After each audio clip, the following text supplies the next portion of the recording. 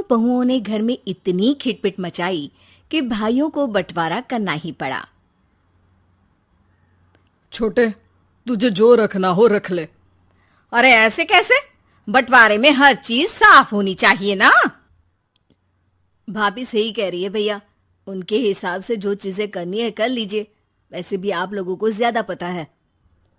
पता तो होगा ही। अरे पर थोड़ी समझ तो हम में भी है, सब थोड़ी ना दे देंगे ऐसे। जैसे तैसे घर की हर चीज का बंटवारा हो गया और पुराना घर बेच के उन्होंने पैसे भी बांट लिए। लेकिन इस बंटवारे से सबसे ज्यादा दुखी थी दोनों भाइयों की माँ।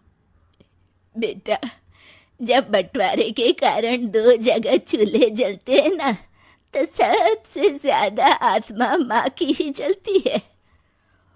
माँ, पर क्या करे, रोज लड़ने से तो अच्छा ही है ना कि अलग हो जाए। नहीं बेटा, रोज लड़ने से अच्छा है कि बैठ के बातें करो और लड़ाई को सुलझा लो। माँ, पर हम कहाँ लड़ते हैं? ये दोनों देवरानी और जेठानी एक दूसरे को देखना भी नहीं चाहती, करे तो क्या करे? अब दोनों ही सुंदर है, पर फिर भी एक दूसरे को क्यों नहीं देखना चाहती है? ये तो मजाक की ही बात है ना बेटा। पर ये बताओ कि अब मेरा क्या करना है? अरे माँ, हम लोगों ने फैसला किया है कि एक महीने आप छोटे के घर रहेंगी और एक महीने मेरे घर। मुझे तो लगता था सिर्फ घर के सामान का या घर का बंटवारा होता है, पर तुम लोगों ने तो माँ को ही बांट दिया। खैर, जैसा तुम चाहो। बताओ, पहले किसके घर रहूंगी मैं? नहीं सोचा हो तो सिक्का फेंक दो हवा में, चितपट कर लो। अरे माँ, क्यों शर्मिंदा कर रही हो? मेरे साथ रह लो ना, चलो। माँ बड़े बेटे के घर में जाती है। हर माँ की तरह ये माँ भी अपने बेटों के लिए अपनी खुशी से समझौता कर लेती है। लेकिन एक दिन जब माँ देखती है कि बड़े बेटे की बेटी श्रीमुखी अकेली खेल रही है, तो माँ का दिल उदास हो जाता है। वो अपने बेटे से छोटे बेटे के बच्चे रोहन को कुछ दिन बुलाने के लिए कहती है। बेटा, रोहन को भी बुला ले, एक ही शहर में रहते हो, थोड़ा बहुत तो मिल ही सकते हो ना। बच्चों के बहाने ही सही, वहाँ उसका बच्चा भी अकेला खेलता होगा और यहाँ तेरी गुड़िया श्रीमुखी भी अकेली खेलती रहती है।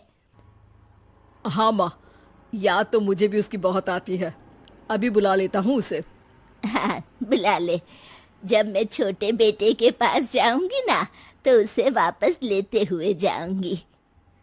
कुछ दिन के लिए रोहन बड़े भाई के घर आ जाता है। श्रीमुखी, रोहन और दादी माँ रोज साथ खेलते हैं। श्रीमुखी इतने दिनों बाद रोहन से मिलकर बहुत खुश है।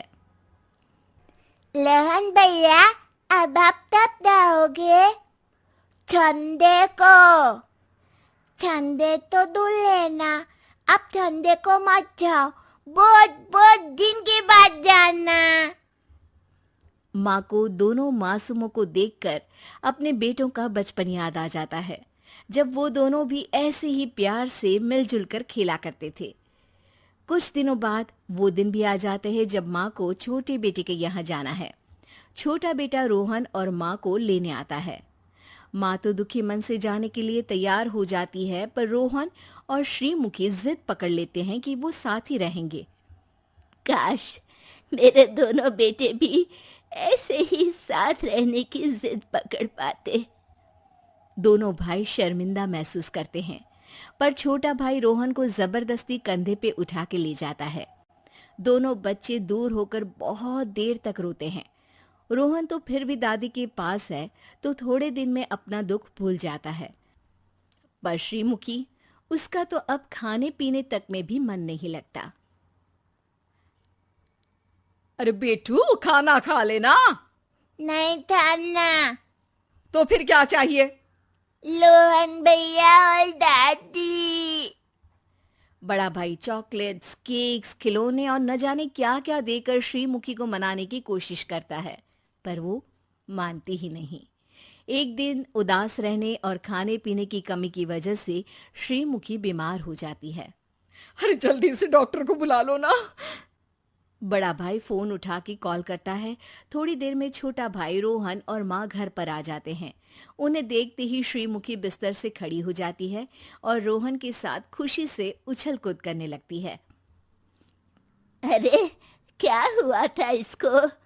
माँ, आपके जाने के बाद से बीमार हो गई थी। आपकी बहू ने कहा कि डॉक्टर को बुला लो, तो मैंने आप लोगों को बुला लिया और देखिए ये ठीक भी हो गई।